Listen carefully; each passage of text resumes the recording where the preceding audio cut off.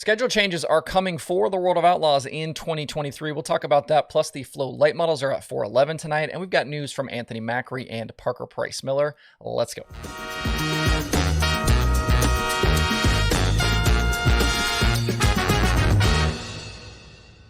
It's Tuesday, October 11th. I'm Justin Fiedler. This is Dirt Tracker Daily. We're getting into that time of the year where we will kind of start hearing about races and dates for next season for the various big series. You'll kind of get little leaks here and there. Some of the tracks will talk about things. And we got an early look at a change for the World of Outlaws Sprint Car Series just this morning.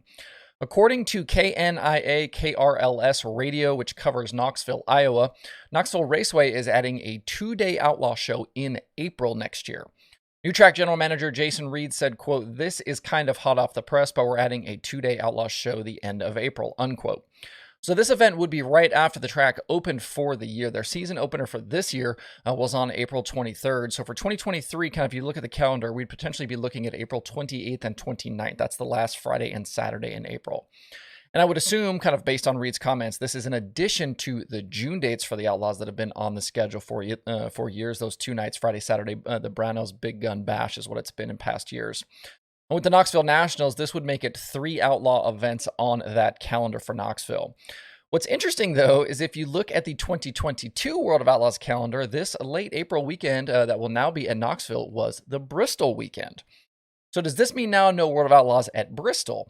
We'll kind of start putting some pieces here together and just kind of making some educated guesses, but I'm wondering if that means Bristol is over or if it's going to shift to a different weekend.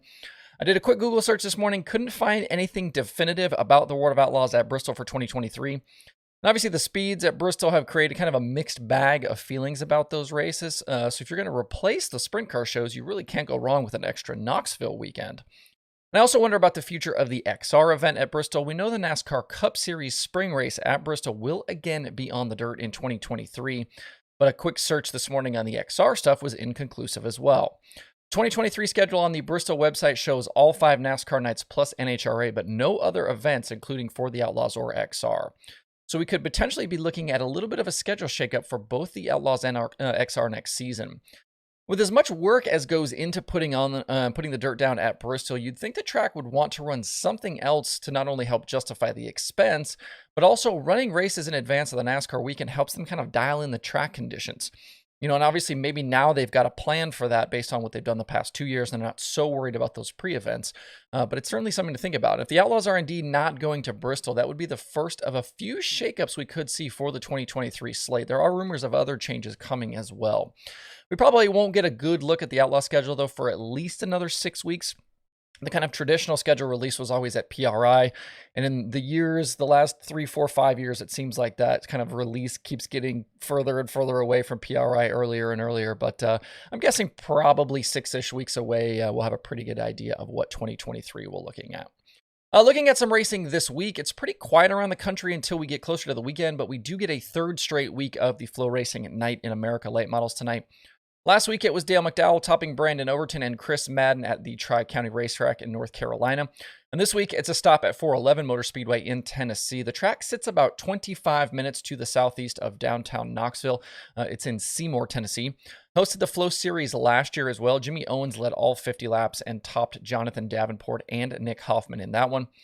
Coming into tonight, Brandon Sheppard leads Bobby Pierce by 103 points in the championship fight with just a few nights left. As expected, and as Michael Rigsby hinted at, they did add another night to the end of the season.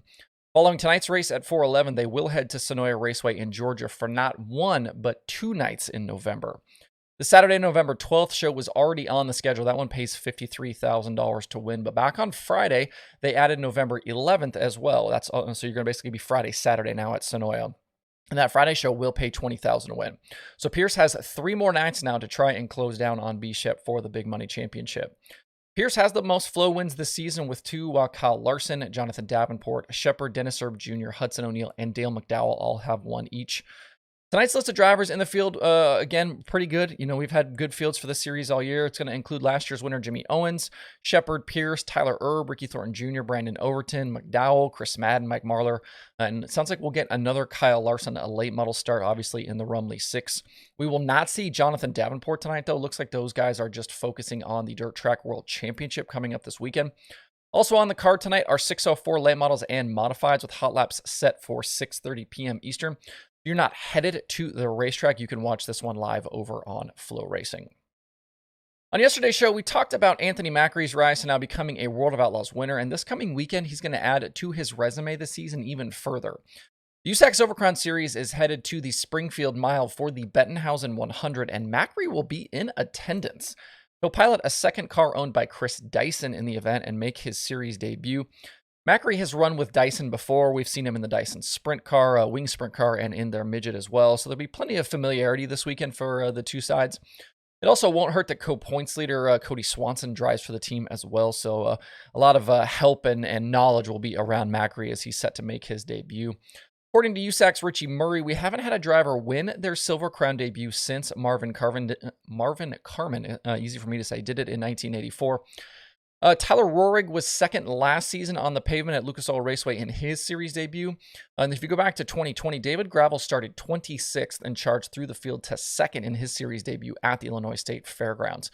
So there have been recent examples of guys having good runs in their first races.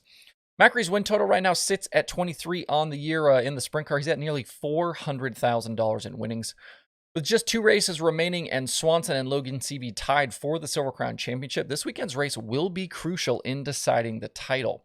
So plenty of reasons to tune in over on Saturday. This is the final dirt race for the Silver Crown Series this season, and then they'll have one more race on the pavement, I believe, at the Indianapolis Raceway Park.